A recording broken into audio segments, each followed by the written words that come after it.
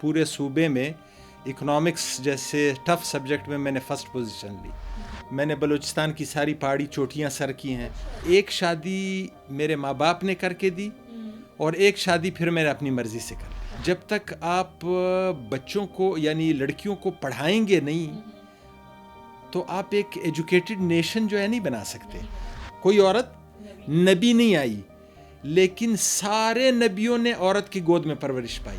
کنات نہ کر عالم رنگ و بو پہ، چمن اور بھی آشیاں اور بھی ہیں، اسی روز و شب میں الجھ کر نہ رہ جا کہ تیرے زماں اور مکان اور بھی ہیں.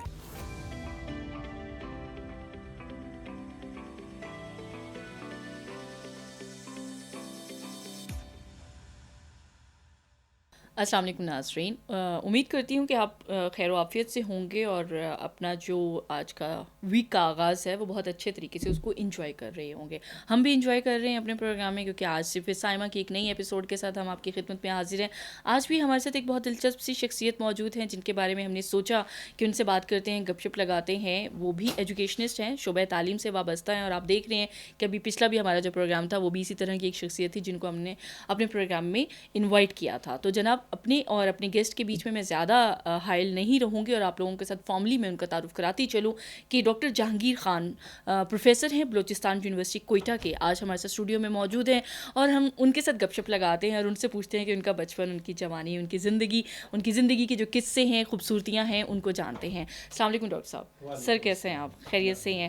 سر بہت اچھا لگا کہ آپ نے پروگرام کے لیے وقت نکالا. ہم چاہتے ہیں کہ ہمارے پروگرام میں پاکستان کے ہر علاقے سے، ہر صوبے سے جو لوگ ہیں وہ آئیں اور ہمارے ویورز جو ہیں وہ ان کو جان سکیں. سو ہم کوشش کرتے ہیں کہ ہر صوبے سے بھی اور ہر علاقے سے بھی مہمانوں کو انوائٹ کریں. آج بلوچستان کی نمائندگی آپ کر رہے ہیں ہمارے اسٹوڈیو میں، تو ہمیں بہت اچھا لگ رہا ہے کہ آپ ہمارے ساتھ موجود ہیں. سب سے پہلے یہی بات میں آپ کو بتا دوں کہ ہمارا تھوڑا سا سیاست سے بھی اور آپ کی شعبے سے بھی ذرا ہٹ کے آپ کے ساتھ گپ شپ لگے گی، آپ کی زندگی کے بارے میں جانیں گے. آپ سب سے پہلے تو ڈاکٹر جہانگیر خان صاحب مجھے یہ بتائیں کہ بچپن میں کتنی مار کھائی ہے اماں ابا سے؟ بسم اللہ الرحمن الرحیم. سب سے پہلے تو میں آپ کا شکر گزار ہوں کہ آپ نے مجھے موقع دیا. بلوچستان ویسے بھی ڈپرائیوڈ ہے ہر فیلڈ میں، تو یہ آپ کا یعنی میں شکر گزار ہوں کہ آپ نے موقع دیا.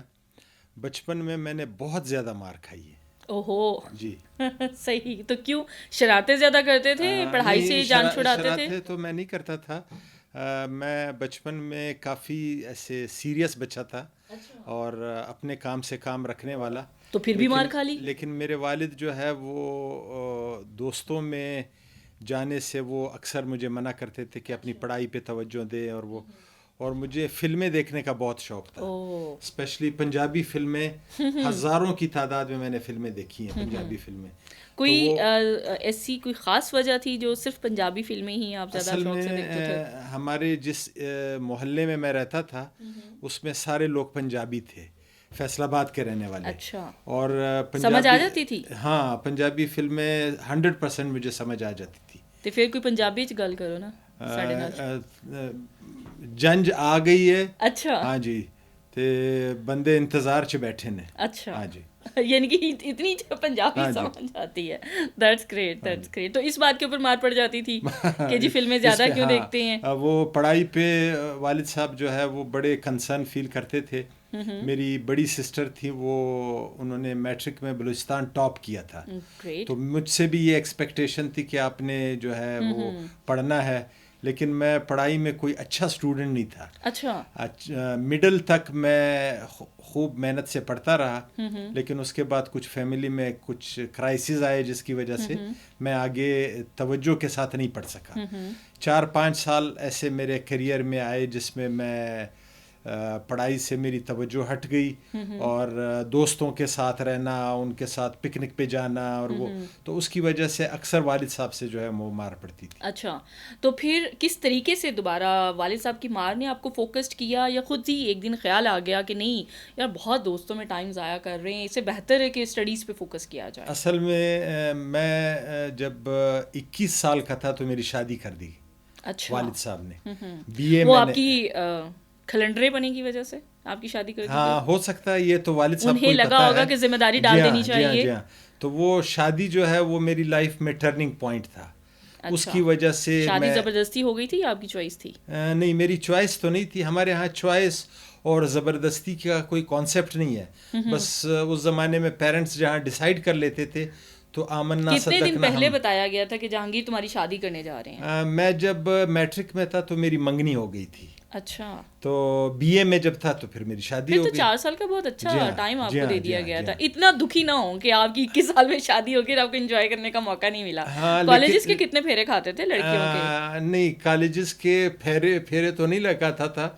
محلے میں کچھ چہرے تھے. جی چہرے تھے جن کے ساتھ بڑا دل لگی تھی. تو کبھی اظہار عشق کیا تھا ان محلے داروں کے ساتھ؟ وہ تقریباً کوئی 6-7 سال وہ چلتا رہا. اچھا. ہاں جی. لیکن جب میری منگنی ہو گئی اور جب شادی ہو گئی تو وہ سلسلہ جو ہے وہ نہیں. تو پھر دوسری پارٹی کو دکھ نہیں ہوا کہ آپ نے وعدے کہیں کیے اور نبھائے کہیں؟ نہیں، وعدے میں نے نہیں کیے تھے، نہ ان کو بتایا تھا. لیکن ایسے بس وہ بچپنے میں جو آج بھی وہ چہرہ یاد آتا ہے؟ جی ہاں، آج بھی وہ چہرہ یاد آتا ہے؟ ہاں، آج بھی تھوڑا تھوڑا. کبھی وہ ان خیالوں میں جب بندہ گم ہو جائے، وہ کیا کہتے ہیں کہ ہمارا کام ہے راتوں کو رونا یاد دلبر میں، ہماری نیند ہے محو خیال یار ہو جانا. واہ کیا بات ہے. تو یہ کبھی کبھی وہ دور یاد آتا ہے. لیکن ضروری نہیں کہ آپ پرٹیکولرلی اس کریکٹر کو ہی وہ کر لیں. بس وہ فیلنگ جو ہے، وہ فیلنگ اچھی لگتی ہے. ہاں، وہ ٹائم اچھا لگتا ہے. وہ یار دوست یاد آ جاتے ہوں گے جن کے ساتھ کیمرہ بنا اس پہ وہ یعنی اس کو میں بہت انجوائے کرتا ہوں. اس پیریڈ کو جب یاد کرتا ہوں کہ میں کیسے اس کو یعنی مس کرتا تھا. اور رات کو آ کے پھر جب والد صاحب نہیں چھوڑتے تھے تو رضائی اپنے اوپر ڈال کے رونا. اور وہ پیریڈ جو ہے وہ آپ نے اپنی جوانی کو بھرپور طریقے سے انجوائے کیا. اور 21 سال کی عمر میں شادی بھی کروا لی. شادی کروا دی. بس اس کے بعد جو ہے پھر میں سیریس ہو گیا. پھر پڑھائی میں ایسے سیریس ہوا کہ پھر پورے صوبے میں اکنامکس جیسے ٹف سبجیکٹ میں نے فرسٹ پوزیشن لی. That's great. یہ آپ کی پرسنالٹی میں اتنے ٹرنز کہ پہلے پڑھائی سے بھاگے، پھر محبت کر لی، اصل میں ایسے ہے کہ ہم 4 بہن بھائی ہیں. تو چاروں جس کام کے پیچھے لگ جاتے ہیں پھر وہ کمیٹڈ ہو جاتے ہیں، اس کو پھر نہیں چھوڑتے. میری بڑی سسٹر جس کا میں نے ذکر کیا، انہوں نے ایم آر سی او جی کی ہے برٹن سے، اور قائد اعظم میرٹ اسکالرشپ لے کے گئیں. Matric first position, F S C first position, Bolan medical college میں throughout first position, 4 gold medal. ایک ہی کانوکیشن میں گھر لے کے آئی. دوسرے بھائی وہ سی ایس پی ہیں، انہوں نے سی ایس ایس کیا. چھوٹی ہمشیرہ نے ایف سی پی ایس کیا. اور میں سب سے نالائق تھا، لیکن میں نے پھر اکنامکس میں پورے صوبے میں فرسٹ پی ایچ ڈی تھا میں، جس نے اکنامکس میں پی ایچ ڈی کی. اچھا، یہ ساری جو چیزیں آپ بتا رہے ہیں، یہ کیا ان بہن بھائیوں کو دیکھ کے پھر خیال آیا کہ یار گھر میں اتنے پڑھے لکھے لوگ موجود ہیں اور ایک میں ہوں کہ بس اصل میں والد صاحب جو ہے ہمارے وہ بڑے ایجوکیٹڈ تھے. اچھا، وہ کرتے کیا تھے؟ وہ بزنس کرتے تھے. اچھا، بزنس کرتے. انہوں نے انگریزوں کے ساتھ پڑھا تھا تو وہ خود ہمیں پڑھاتے تھے. اور پھر یہ جو بڑی سسٹر ہے ڈاکٹر عائشہ، جس نے برٹن سے پڑھا ایم آر سی او جی کی، تو وہ بہت زیادہ جو ہے وہ کنسرن تھی اور بڑا پڑھاکو. اور وہ سٹینڈرڈ ہمارے ہاں ایک سیٹ تھا. یس. تو اس کو دیکھ کے پھر مجھے بھی شرم آئی ایک وقت میں. اچھا، یہ شرم خود سے آ گئی تھی یا گھر میں کسی نے دلائی تھی؟ نہیں، بس خود سے. بس وہ ایک ٹرننگ پوائنٹ ہوتا ہے لائف میں. اچھا. نو باڈی نوز کس وقت آپ جو ہے وہ کہاں سوئچ آن کر جائیں یا کہاں نکل جائیں، کہاں آپ سیریس ہو جائیں. تو مجھے یہ بتائیں کہ پھر آپ نے اکنامکس ہی کیوں چوز کر لیا؟ یعنی کہ ایک طبیعت میں کھلنڈرا پنا تو تھا ہی، کوئی اور سبجیکٹ بھی دیکھا جا سکتا تھا. اتنا بورنگ سا سبجیکٹ کیوں لیا؟ ایسا تھا کہ ہمارے ہاں یہ کوئی گائیڈ کرنے والا نہیں تھا. اچھا. کہ آپ نے اکنامکس کرنا ہے، آئی آر کرنا ہے، بس جس نے بتا دیا. میٹرک کے بعد وہ ایف اے کر لیا، ایف اے میں کیا سبجیکٹ رکھے، اور پھر بی اے میں کیا پڑھا، ایم اے میں. کوئی گائیڈ کرنے والا ایسے کوئی سچ نہیں تھے. تو اس کی وجہ سے مجھے آپ کہہ سکتے ہیں بائی چانس میں اکنامکس میں گیا اور پھر اس کی محنت کی. اور ڈاکٹر صاحب، آپ کے بچے کتنے ہیں؟ میرے بچے جو ہیں وہ 6 ہیں. اچھا. اور میں نے سنا ہے جو کہ آپ سے آف دی ریکارڈ ہماری باتیں ہوئی کہ آپ نے 2 شادیاں کی ہوئی ہیں. اور پھر تھوڑا بتائیں کہ دوسری شادی کس طرح سے کر لی؟ وہ ہمارے ایک اور دوست ہیں، وہ وائس چانسلر ہے یونیورسٹی کے، ان کی بھی 2 شادیاں ہیں. تو میں نے ایک دن ان سے پوچھا، میں نے کہا ڈاکٹر صاحب یہ آپ نے 2 شادیاں کیسے کر لی؟ تو انہوں نے بہت اچھا جواب دیا. انہوں نے کہا ایک شادی میرے ماں باپ نے کر کے دی اور ایک شادی پھر میں نے اپنی مرضی سے کر لی. اچھا تو آپ نے بھی وہی کیا؟ تو نہیں، میرے ساتھ اس طرح نہیں ہوا. میرے ساتھ ایسے ہوا کہ میرا بہت زیادہ ارادہ نہیں تھا شادی کرنے کا، دوسری شادی کرنے کا.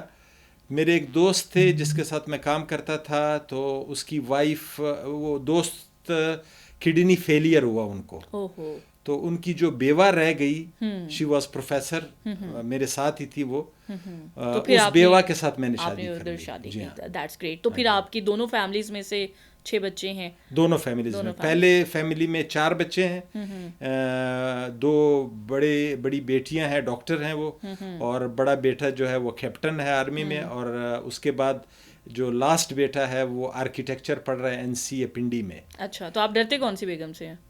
ہاں، ڈرتا میں دونوں سے ڈرتا ہوں. دونوں سے ڈرتے ہیں؟ اچھا. دونوں نے کبھی گھر پہ انٹری پہ بین لگایا؟ نہیں، اس کی وجہ یہ ہے کہ گھر میں عورت جو ہے وہ ایک کوئین ہوتی ہے گھر کی، تو اس سے ڈرنا، گھر کے معاملات میں میں ان سے ڈرتا ہوں. لیکن باہر کے معاملات میں وہ آپ اپنی پھر میں نے اپنا ایک سٹینڈرڈ رکھا ہوا ہے، تو وہ پھر مجھے وہ سٹینڈرڈ کو فالو کرتا. تو ابھی جب آپ یہ شعبہ تعلیم سے وابستہ ہیں، ایجوکیشن سے، اور آپ پروفیسر ہیں ایک یونیورسٹی میں، تو پھر آپ کے اسٹوڈنٹس میں میلز اور فیمیلز بھی ہوں گی بہت زیادہ. تو کبھی کسی فیمیل اسٹوڈنٹ کی طرف سے آپ کے ساتھ کوئی بہت زیادہ لگاؤ کا اظہار ہوا ہو، یا آپ کو لگا ہو کہ آپ کیا سمجھتے ہیں کہ اسٹوڈنٹ اور ٹیچر کا کیا ایک ریلیشن شپ بھی ہونا چاہیے؟ نہیں، کبھی میں نے اسٹوڈنٹ کو اس نظر سے نہیں دیکھا. میری اپنی انڈرسٹینڈنگ یہ ہے کہ ایک ٹیچر کو باپ کی طرح ہونا چاہیے. اس کی وجہ یہ ہے، میں آپ کو فرینکلی بتاؤں کہ میری بیٹیاں جو ہے وہ کراچی میڈیکل کالج میں پڑھ رہی تھیں، تو مجھے اکثر جس بھی اسٹوڈنٹ فیمیل لڑکی کو میں دیکھتا تو مجھے اپنی بیٹیاں یاد آ جاتی تھی کہ اگر آج میں ان کو کسی بھی مطلب اپنی نظر میں خیانت رکھوں تو یہ کنفرم ہے کہ اللہ تعالیٰ میری بیٹیوں سے وہی ان کے ساتھ ہوگا. تو یہ لیکن ایسے بھی نہیں ہوا. اسٹوڈنٹ میں کبھی کبھی ایسی اسٹوڈنٹ جو ہے لڑکیاں وہ آتی تھی، مثال کے طور پہ مجھے ایک لڑکی یاد ہے، میری ایک تصویر لگی ہوئی تھی ٹیبل پہ، تو انہوں نے اس تصویر کو دیکھا. اس وقت میں کلین شیو تھا، پینٹ شرٹ وہ کیا ہوا، تو اس نے کہا کہ سر جب آپ اس طرح تھے تو پھر تو اگر کاش میں آپ کو مل جاتی تو میں تو آپ سے شادی کر لیتی. اچھا. ایسے ایز اے جوک کہا. لیکن کبھی اسٹوڈنٹ کے ساتھ الحمدللہ تقریباً کوئی 3-3.5 ہزار اسٹوڈنٹ جو ہے وہ میرے ساتھ رہے، میل اور فیمیل، تو بہت اچھا ریلیشن رہا.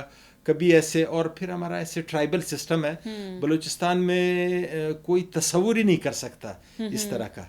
اچھا ڈاکٹر صاحب، میں آپ سے ایک کویشچن کروں، بہت سنجیدہ سا کویشچن ہے، اور آئی تھنک سو یہ وقت کی ایک ضرورت بھی ہے یہ سوال. اور آج مجھے موقع مل رہا ہے کہ ایک تیسرے ایک استاد محترم کے ساتھ میں بات کر رہی ہوں اپنے پروگرام میں.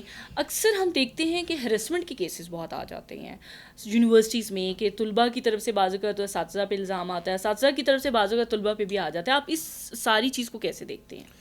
جیسے میں نے عرض کیا کہ ہمارے ہاں ٹرائبل سسٹم ہے، ہم ابھی تک کچھ ویلیوز ہمارے انٹیکٹ ہیں، and we are proud of them, اور ہم کوشش یہ کر رہے ہیں کہ وہ ویلیوز ہمارے پریزرو رہیں. ہم جب کراچی، لاہور، لیکن جب اس طرح کے واقعات آپ کو سننے کو ملتے ہیں تو پھر آپ کا کیا امپریشن؟ جی میں آ رہا ہوں اس پہ. کراچی، لاہور اور اسلام آباد کو جب دیکھتے ہیں تو لوگ کہتے ہیں اسلام آباد اور کراچی اور ان کے لوگوں نے بڑی ترقی کر لی ہے. تو اس ترقی میں ایک بات یہ بھی آتی ہے کہ یونیورسٹی میں ہراسمنٹ ہو رہا ہے. تو ہمیں ایسے حیرت ہوتی ہے.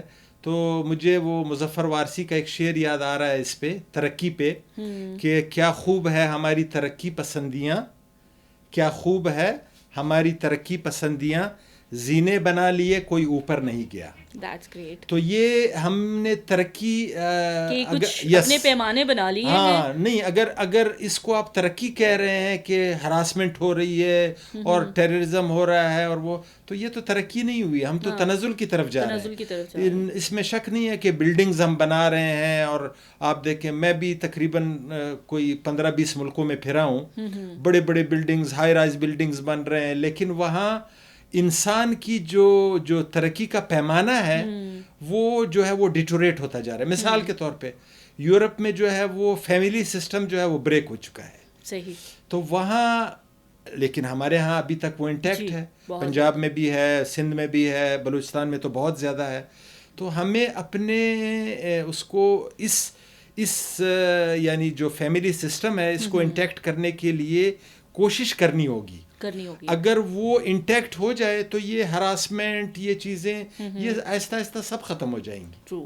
اور مجھے یہ بتائیں کہ آپ اپنی جب اس اکنامک والی سائڈ پہ آئے تو آپ کیا سمجھتے ہیں کہ آپ کے بلوچستان سائڈ پہ خواتین کی کتنی ریشو ہے کہ جو بزنس اسٹڈیز کو پڑھتی ہیں، جو اکنامک سائڈ کو پڑھتی ہیں، اور آپ وومن امپاورمنٹ کو کتنا انڈورس کرتے ہیں؟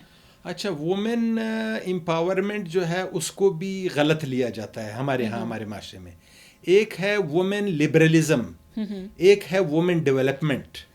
تو وومن ڈیولپمنٹ کا تو اسلام دائی ہے کہ وومن کو جو رائٹ اسلام نے دیے ہیں وہ دنیا کے کسی مذہب میں نہیں دیے ہیں. تو وہاں تک جہاں تک وومن ایجوکیشن کی بات ہے، وومن امپاورمنٹ تھرو ایجوکیشن، اس کا تو میں خود دائی ہوں. کیونکہ آپ کی اپنی بیٹیاں بھی ڈاکٹر بن رہی ہیں. میں بیٹیاں اور وہ ہماری فیملی میں اور اس میں، اور میرا اپنا وہ یہ یعنی خیال یہ ہے کہ جب تک آپ بچوں کو یعنی لڑکیوں کو پڑھائیں گے نہیں تو آپ ایک ایجوکیٹڈ نیشن جو ہے نہیں بنا سکتے. وہ کسی نے سوال کیا کہ بیٹے کی یا بیٹی کی تربیت جو ہے وہ کب ہونی چاہیے، تو جواب دینے والے نے کہا کہ اس کی پیدائش سے 25 سال پہلے. تو کہا کیسے 25 سال پہلے؟ تو کہا 25 سال پہلے جو لڑکی اس کی ماں بننے والی ہے اگر آپ نے اس کی تربیت کر دی ہے تو بس اس بچے کی تربیت ہو گئی.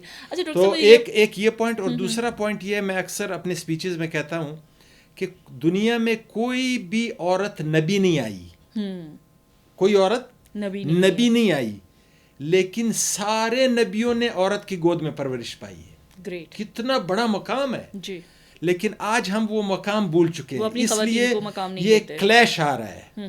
پورے یورپ میں آپ جا کے دیکھیں، عورت اب دوبارہ وہ کہہ رہی ہے، اپنی زبان سے کہہ رہی ہے کہ مجھے وہ کوئین والا سٹیٹس دوبارہ دیا جائے، مجھے اپنے گھر میں واپس چھوڑا جائے، جو کہ آپ سمجھتے ہیں کہ ہمارے ملک میں اس ٹائم الحمدللہ ابھی تک ہے. اچھا، آپ کو شادی کا یعنی کہ رائٹ نہیں دیا گیا تھا کہ ٹو چوز کہ جی آپ اپنی مرضی سے شادی کریں، تو کیا آپ اپنی بیٹیوں کو یا بیٹوں کو ایسی آفر کرائیں گے کہ وہ اپنی مرضی سے شادیاں کر سکیں؟ میں نے اپنی بیٹیوں کو، آپ حیران ہو جائیں گی، جیسے ہم اسلام میں دوسری چیزوں سے بہت دور ہو گئے ہیں، حضور صلی اللہ علیہ وسلم کے پاس جبرائیل علیہ السلام آئے اور آپ نے فرمایا کہ اللہ نے فاطمہ کا نکاح علی کے ساتھ طے کر دیا ہے. کس نے طے کیا؟ اللہ نے. آپ نے کہا اچھا. آپ گئے فاطمہ سے کہا کہ فاطمہ تم علی سے، مفہوم اس طرح ہے الفاظ کہ تمہارا نکاح علی سے کر دوں؟ اللہ نے طے کیا ہے، پھر بھی امام الانبیاء اپنی بیٹی سے پوچھ رہی ہیں. تو ہماری کیا حیثیت ہے؟ ہم کیوں اپنی بیٹی سے نہ پوچھیں؟ یعنی کہ آپ اس چیز کے حق میں ہیں کہ آپ وومن امپاورمنٹ. میری دونوں بیٹیوں کی شادیاں ان کی مرضی سے ہوئی ہیں. ان سے میں نے پوچھ کے بتایا ہے یہ فیملی ہے، یہ لڑکا ہے، اس کے ساتھ تمہاری شادی ہونے جا رہی ہے. یہاں تک ہوا، آپ حیران ہوں گی کہ میں نے ان سے کہا کہ اگر آپ نے اس لڑکے سے بات کرنی ہے تو آپ اس سے بات کر لیں، تاکہ کل آپ کو یہ شکوہ نہ ہو کہ میرے بابا نے جو ہے مجھے پتہ نہیں کس کے ساتھ جو ہے باندھ دیا. کیونکہ آئی تھنک سو یہ آپ کی ساری سوچ اس پڑھے لکھے ماحول کی وجہ سے ہے، جو آپ کے والد صاحب نے آپ کو اور آپ کے باقی سارے بہن بھائیوں کو دیا ہے. وہ environment, education I think so بہت ضروری ہوتی ہے. میرے خیال میں 50% credit goes to education and 50% goes to religious teaching جو آپ کو گھر سے بھی ملتی ہے اور باہر سے بھی ملتی رہی. اچھا، بچپن میں تو وہ فلمیں دیکھا کرتے تھے نا ڈاکٹر صاحب، بڑی پنجابی فلمیں پسند تھی، تو اب کے کیا شوق ہیں؟ اب کیا کرتے ہیں ڈاکٹر صاحب؟ اب بھی میں تقریباً کوئی اچھی فلم ہو تو فلم بھی دیکھ لیتا ہوں. اچھا. اور ہائیکنگ میں کرتا ہوں. میں نے بلوچستان کی ساری پہاڑی چوٹیاں سر کی ہیں. اسلام آباد میں 2018 میں ماؤنٹین ڈے پہ کمپٹیشن تھا، سارا اسلام آباد ٹریل 5 پہ آیا ہوا تھا. میں نے اس میں حصہ لیا اور آئی اسٹوڈ فرسٹ. گریٹ. آپ کے تو بڑے اچھے شوق ہیں ڈاکٹر صاحب. اسپورٹس میں جانا اور ہائیکنگ کرنا. When I was in Geneva for my PhD I used to go for ski اسکی کا میں بہت اچھا ماسٹر ہوں. تو اس کا مطلب ہے کہ آپ کو ٹریولنگ کا بھی بڑا شوق رہا ہے. ٹریولنگ کا بھی بڑا شوق رہا ہے. یہ میں صرف اس لیے بتا رہا ہوں کہ عام طور پہ کہا جاتا ہے کہ یہ ریلیجیس بندہ جو ہے, مجھے کسی نے, کہ جب میں جا رہا تھا اسکالرشپ پہ سوئٹزرلینڈ, تو ایک میرے فیکلٹی ممبر نے وائس چانسلر سے کہا کہ سر اس کو یہ مولوی کو کیوں بھیج رہے ہیں سوئٹزرلینڈ, ہمیں بھیجیں تاکہ ہم جا کے انجوائے کر سکے. تو میں نے وہاں جا کے اتنا انجوائے کیا.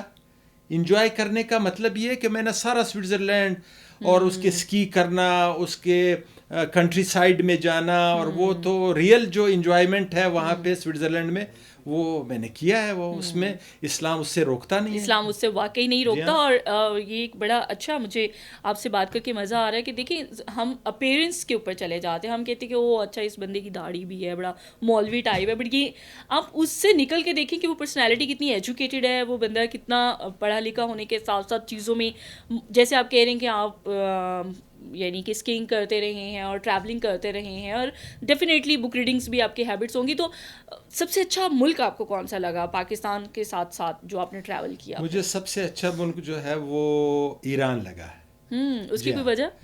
ایران جو ہے وہ بہت پیسفل, بہت یعنی آپ ایجوکیٹڈ لوگ, سویلائزڈ لوگ, اور جو سب سے پلس پوائنٹ ہے ایرانیوں کا وہ ہے ون نیشن. اچھا, آپ دیکھیں انہوں نے سپر پاور امریکہ جیسے سپر پاور کے ساتھ ایز اے ون نیشن ان کے ساتھ جو ہے وہ اور اپنے ہر دکھ سکھ کی گھڑی میں بہت اکٹھے ہو جاتے ہیں. یہ چیز تو ہے. اور دوسرے نمبر پہ جو اچھا ملک ہے وہ ٹرکی ہے. اچھا, اس کی بھی کوئی خاص وجہ؟ اور ٹرکی میں مطلب اس کی وجہ یہ ہے کہ وہ پاکستانیوں سے بہت زیادہ محبت کرتے ہیں, ان کی بہت رسپیکٹ کرتے ہیں. اور ٹرکی میں دوسری وجہ اس کی ہے کہ ٹرکی آپ کو ایٹ اے ٹائم ایک مسلم کلچر بھی پیش کرتا ہے اور یورپین کلچر بھی. تو یہ ان دونوں کا جو ہے وہ امتزاج ہے. تو وہ یہ مجھے تو جب ٹریولنگ کرتے تھے تو کوکنگ کا بھی ظاہری بات ہے ایکسپیرینس رہا ہوگا. ظاہری بات ہے جب بندہ باہر کوکنگ کا مجھے شوق بھی ہے. سب سے اچھا کیا بنا لیتے ہیں؟ سب سے اچھا جو ہے وہ چکن کڑھائی میں بنا لیتا ہوں, اور گھر میں بھی میں وائف کے ساتھ بناتا ہوں. اچھا, ان کے ساتھ برتن دھوتا ہوں اور جھاڑو لگاتا ہوں. یہ آج ہمیں ایک نیا چہرہ دکھنے کو مل رہا ہے اور ہمارے ویورز ڈیفینیٹلی انجوائے کریں گے اس کو. ایک پٹھان سے کسی نے کہا کہ ہم نے سنا ہے کہ آپ اپنی بیوی کے ساتھ برتن دھوتے ہیں, تو اس نے کہا اس میں شرم کی کیا بات ہے, وہ بھی تو میرے ساتھ کپڑے دھوتی ہے. ٹھیک ہے, صحیح کہا. تو کپڑے بھی دھوتے ہیں. تو وہ جو بھی کام ہے وجہ اس کی ہے میں کس وجہ سے کرتا ہوں. یہ حضور صلی اللہ علیہ وسلم نے, یعنی ہم حضور صلی اللہ علیہ وسلم ہمارے امام ہے, حضور صلی اللہ علیہ وسلم کپڑے دھوتے. یس. اور وہ تو اپنے ہر کام, نبی پاک صلی اللہ علیہ وسلم اپنا ہر کام جو ہے خود کرنا بہت پسند کرتے تھے. تو ظاہری بتا آج ہم نے اپنے کچھ اسٹینڈرڈس ایسے ہی مینٹین کر لیے ہیں ڈاکٹر صاحب کہ جو آئی تھنک سو نیچرل اس سے تھوڑا سا ہٹ کے ہو گئے ہیں, اور ہم اپنی اس زندگی کی جو خوبصورتیاں ہیں اس سے بھی دور ہو گئے. تو آپ چکن کڑھائی بہت اچھی بنا لیتے ہیں. آپ باتیں بھی بنانا آتی ہیں آپ کو کہ نہیں؟ باتیں بنانے میں تو میں بہت ماسٹر ہے. کبھی کسی خاتون کو باتیں بنائی ہوں؟ ہاں, خاتون کو تو نہیں وہ کیا, مطلب اگر میں ایفرٹ کروں تو میرے خیال میں دنیا کی کوئی خاتون جو ہے وہ ٹک نہیں سکے گی. دیکھیں یہ میرا کلیم ہے اس پہ. یہ ڈاکٹر صاحب نے چیلنج دے دیا ہے کہ دنیا کی کوئی بھی ایسی بندی ایسی نہیں ہو سکتی کہ ڈاکٹر صاحب اگر اس کو تھوڑا سا باتیں بنانا چاہیں گے تو بنا لیں گے. اچھا, دیٹس گریٹ. شاپنگ خود کرتے ہیں یا بیگم کی پسند سے کپڑے پہنتے ہیں؟ شاپنگ میں خود بھی کرتا ہوں, بیگم کی پسند سے, بیٹیوں کی پسند سے کرتا ہوں. تو دونوں بیگمات شاپنگ کرتی ہیں یا کسی ایک بیگم کے بڑے لاڈلے ہیں؟ نہیں, دونوں کرتی ہیں. دونوں کرتی ہیں. تو آپ اپنی بیگم کے لیے کیا چیز لینا پسند کرتے ہیں؟ میں عام طور پہ جب بھی لیتا ہوں پرفیوم ہی لیتا ہوں. پرفیوم یعنی کہ خوشبوؤں سے بہت جی لگاؤ ہے. اچھا, تو خاتون کو گفٹ دینا آپ کیا سمجھتے ہیں؟ اچھے کپڑے دیے جائیں, اچھی خوشبو دی جائے, کوئی اچھی بک دی جائے, کیا یا کسی مرد کو گفٹ کرتے ہوئے آپ کیا کن چیزوں کو مد نظر رکھتے ہیں؟ میں تو خود اپنے لیے بک پسند کرتا ہوں. اچھا, کیونکہ میں بکس ریڈنگ میں میری ہابی ہے. میں تو فیوریٹ بک کون سی ہے آپ کی؟ پھر فیوریٹ بک 3 ہے اگر میں آپ کو بتاؤں. ایک ہے الکیمسٹ, یہ بہت مشہور بک ہے. دوسری بک ہے روڈ ٹو مکہ. یہ بک جو ہے اگر آپ پڑھیں گے تو آپ حیران ہوں گی.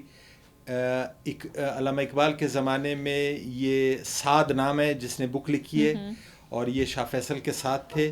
نیو مسلم ہے, ہی واز اے جرنلسٹ. اس نے اسلام قبول کیا اور پھر وہ پاکستان آیا. علامہ اقبال نے ان سے فرمایا کہ آپ پاکستان کی خدمت کے لیے پاکستان جائیں, اور فرسٹ ریپریزنٹیٹیو ان یونائٹڈ نیشن یہ گئے ہیں. تو انہوں نے یہ بک لکھی ہے روڈ ٹو مکہ. اور تیسری بک جو سب سے اچھی بک ہے وہ ہے الرحیق المختوم, جو حضور صلی اللہ علیہ وسلم کی سیرت پہ ایک جلد میں ہے, اور پوری دنیا میں سیرت پہ فرسٹ پرائز ان کو ملا ہے.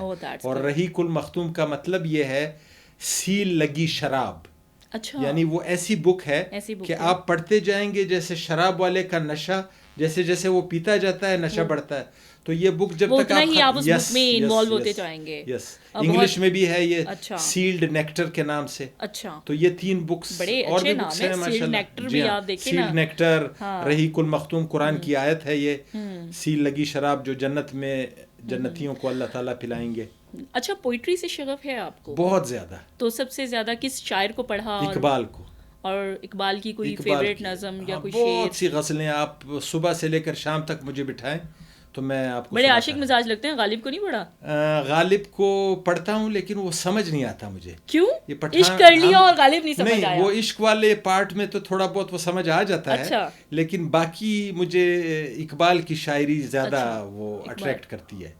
میں خود بھی فراز کو بھی پڑھا ہے. تو کوئی فراز کا شعر سنا؟ نہیں, اقبال کا سنا دیتا ہوں. غزل سناؤں یا شعر سناؤں؟ شعر سنا دیں. اچھا, شعر یہ ہے کہ کنات نہ کر عالم رنگ و بو پہ, چمن اور بھی آشیاں اور بھی ہیں, اسی روز و شب میں الجھ کر نہ رہ جا, کہ تیرے زماں اور مکان اور بھی ہیں. گریٹ گریٹ, ماشاء اللہ, بہت اچھی بات ہے. اور یہ اقبال کی پوئٹری بھی ہمیں ہمیشہ ایک میسج ہی دیتی ہے کہ ضروری نہیں کہ شعر کو صرف شعر کی نظر سے آپ دیکھیں گے. ظاہری بات ہے یہ آپ کو کہیں نہ کہیں کسی اسٹیج پہ پہنچانے کے لیے ہی. اور اقبال صاحب کی پوئٹری تو بہت ہی زیادہ اس طرح کی ہے. اچھا, وہ بیچ میں رہ گیا ہمارا سوال کہ اپنے لیے تو بک پسند کرتے ہیں, دوسروں کے لیے کیا پسند کرتے ہیں؟ پرفیوم پسند کرتے ہیں. اور کسی اسپیشلی وائفز کے لیے اسپیشلی وائفز. اور کبھی کسی بندے کو گفٹ دینا پڑ جائے تو بورنگ لگتا؟ نہیں, بک ہی دیتا ہوں میں. اچھا, ان کو بھی بک دیتے ہیں. فارغ وقت میں کیا کرتے ہیں؟ فارغ وقت میں ایک تو تھوڑی سی میری ریلیجیس ایکٹیویٹیز ہیں, لوگوں کے پاس جانا, اللہ کی بات ان کے سامنے کرنا, مسجد میں جانا, مسجد کے لوگوں کے ساتھ تعلق رکھنا, یہ, اور ہائکنگ کرنا. اچھا, یہ بھی بہت اچھی ہیبٹ ہے. اور اپنے اسٹوڈنٹ کے ساتھ انٹریکٹ کرنا, مثلا ان کے ہاسٹل میں جانا, ان کی خیر خبر لینا. اچھا, کوئی بیمار ہو اس کی عیادت کے لیے جانا, اور بہت سی ایکٹیویٹیز ہیں. ڈاکٹر صاحب, زندگی کا فلسفہ کیا سمجھتے ہیں؟ زندگی کیا ہے؟ درد دل کے واسطے پیدا کیا انسان کو, ورنہ طاعت کے لیے کچھ کم نہ تھی کروبیاں. درد دل ہے. اچھا, یعنی کہ جتنا آپ لوگوں کا غم, دل, درد انڈرسٹینڈ کرتے جائیں گے. آپ کو پیدا ہی اس لیے کیا. اللہ پاک فرماتے ہیں ورنہ تو طاعت کے لیے فرشتے بہت تھے, وہ میری پرستی, میں نے تو درد دل کے لیے پیدا کیا انسان. تو پھر آپ کیا میسج دینا چاہیں گے ایز اے پروفیسر بھی اور ایز اے پرسن بھی؟ آپ کا دنیا کے لیے, ویورز کے لیے, لوگوں کے لیے کیا پیغام ہوگا؟ میرا پیغام یہ ہے کہ ہم اپنے اطراف میں دیکھ لیں تو ہمیں ہزاروں لوگ نیڈی ملیں گے. تو اس میں ہم کیا کر سکتے ہیں؟ مثال کے طور پہ میں اپنے اسٹوڈنٹ سے ہی کہتا رہتا ہوں, کیونکہ انٹریکشن ہوتا ہے اسٹوڈنٹ سے, کہ اگر آپ کا دل چاہ رہا ہے کوک کی بوتل پینے کو, تو آپ کوک کی قربانی دے دیں, ٹھنڈا پانی پی لیں, وہ 50 روپے کسی غریب کو دے دے, اس کے ایک وقت کا کھانا ہو جائے گا اس سے. That's great. تو کیا اس طرح کا کوئی چیریٹی کا کام آپ خود بھی کرتے ہیں؟ میں بہت سے کام کرتا ہوں چیریٹی کے, لیکن وہ بس اللہ کی رضا کے لیے ہی ہے وہ کام. تو اس میں مجھے لوگ جانتے ہیں. مجھے یاد ہے ایک دفعہ عبدالستار ایدی سے پوچھا گیا کہ آپ بہت زیادہ کام کر رہے ہیں. انہوں نے کہا میں کام نہیں کر رہا, اللہ مجھ سے کام لے رہے ہیں. تو اللہ جس کو پسند کر لے. اور میرے آئیڈیل اس وقت جو ہیں جن کو میں آئیڈیلائز کرتا ہوں, وہ ڈاکٹر امجد ثاقب ہے قوت کے. اچھا, جی ہاں, ان کے ساتھ میں مل کے آپ یہ چیریٹی جی نہیں, میں ابھی تو وہ نہیں ہوں ان کے ساتھ, لیکن میری خواہش ہے کہ میں ان کے کاز میں ہیلپ کر سکوں اللہ کی رضا کے لیے, اور میرا وہ ہو جائے. باقی جو میرے آئیڈیل گزرے ہیں وہ حاجی عبدالوہاب صاحب تھے, ان کے ساتھ میں کام کرتا رہا ہوں 1980 سے. اچھا, مجھے یاد ہے 1980 میں پہلی ہماری جماعت جو ہے وہ تبلیغی جماعت تھی.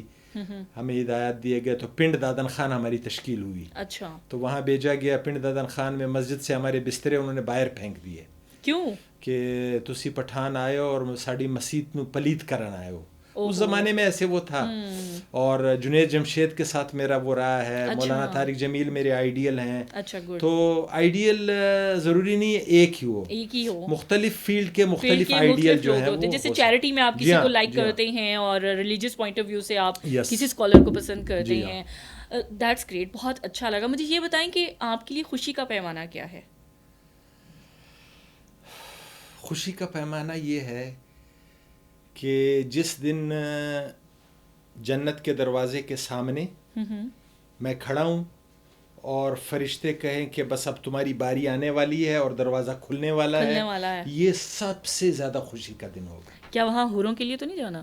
بس وہ تو پھر 5,000 کے نوٹ میں 1,000 کا نوٹ بھی شامل ہے, 500 کا بھی ہے, اس میں تو پھر ساری چیزیں شامل ہیں. ساری چیزیں ہیں. تو آپ اسی کمپلیٹ پیکج کے لیے جنت کے اس دروازے کے کھلنے کا انتظار کر رہے ہیں. آپ دیکھیں اگر حوروں میں, قرآن میں اللہ نے حوروں کی تعریف کی ہے. اللہ کو انسانوں کی مینٹیلٹی کا پتہ ہے. اللہ اور اگر آپ کو آپ کی بیگم مل گئی کون سی جنت میں اوپر جا کے, تو پھر کیا بنے گا؟ جنت میں اگر بیگم مل گئی تو اب یہ کیا بتاؤں آپ کو, کیا بتائیں. اس کا مطلب ہے آپ بہت ڈرتے ہیں اپنی بیگم سے. ایک آدمی سے کسی نے کہا کہ آپ کو جو ہے وہ جنت میں یہی بیگم ملے گی.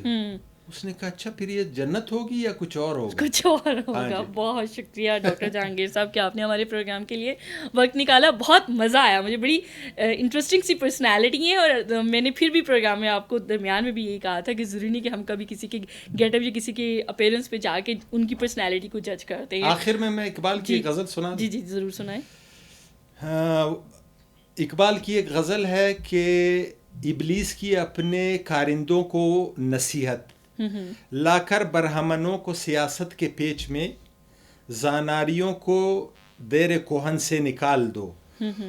وہ فاقہ کش جو موت سے ڈرتا نہیں ذرا, روح محمد ان کے بدن سے نکال دو. یہ صحابہ کے بارے میں کہا ہے. فکر عرب کو دے کے فرنگی تخیلات, اسلام کو حجاز و یمن سے نکال دو. افغانیوں کے غیرت دین کا ہے یہ علاج, ملا کو ان کے کوہ دمن سے نکال دو. اہل حرم سے ان کی روایات چھین لو, آہو کو مرغزار ختن سے نکال دو. اقبال کے نفس سے ہے لالے کی آگ تیز, ایسے غزل سرا کو چمن سے نکال دو. واہ گریٹ, بہت اچھا لگا. اور میں تو بہت متاثر ہوئی ہوں ڈاکٹر صاحب کی پرسنالٹی سے. اس کی وجہ یہ ہے کہ کسی بھی مولوی صاحب کے گیٹ اپ والی شخصیت, اور وہ اتنی انٹرسٹنگ شخصیت ہو, بہت کم آپ کو ایسے لوگ زندگی میں ملتے ہیں. بٹ بہت اچھا لگا ایسے مہمان کو اپنے ساتھ اسٹوڈیو میں پا کے اور ان کے ساتھ گپ شپ لگا کے. آئی ہوپ کہ آپ کو بھی ہمارا آج کا یہ پروگرام بہت پسند آیا ہوگا. اگلے پروگرام میں کسی نئی شخصیت کے ساتھ آئیں گے اور کسی نئے موضوع پہ ان کے ساتھ بات کریں گے. اس وقت تک کے لیے اجازت دیجیے. اللہ حافظ.